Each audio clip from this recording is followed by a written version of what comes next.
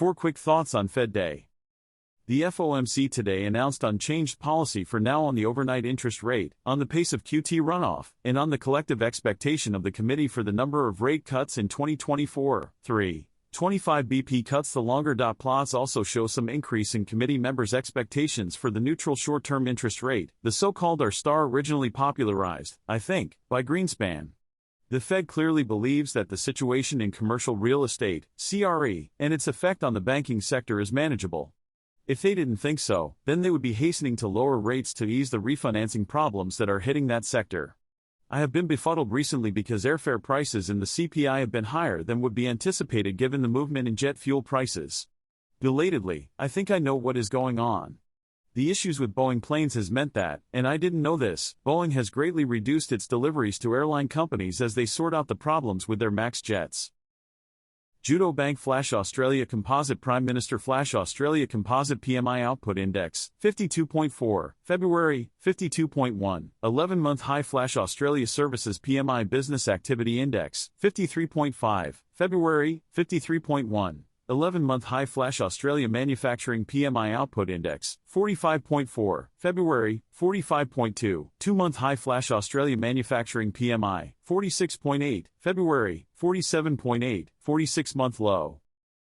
The FOMC still needs more confidence. The FOMC stands by 75 basis points of cuts this year, but largely ruled out more, while slightly reducing next year's cuts. Uncertainty about when to cut as the FOMC debates how to view recent inflation tapering. Quantitative tightening is afoot, perhaps by June, with no modalities offered and no decisions made yet. Growth and core PCE were revised up. The unemployment rate down, the neutral rate edged up, but the core committee estimate probably did not. Labor force, Australia headline: estimates of employment, unemployment, underemployment, participation in hours worked from the monthly labor force survey. Unemployment rate remained at 3.8%. Participation rate decreased to 66.6%. Employment increased to 14,232,300. Employment to population ratio remained at 64.1%. Underemployment rate remained at 6.6%. Monthly hours worked decreased to 1,909 million. In seasonally adjusted terms, in February 2024, unemployment rate decreased to 3.7%. Participation rate increased to 66.7%. Employment increased to 14,269,600. Employment to population ratio increased to 64.2%. Underemployment rate decreased to 6.6%. Monthly hours worked increased to 1,933 million. Full-time employment increased by 78,200 to 9,824,900 people.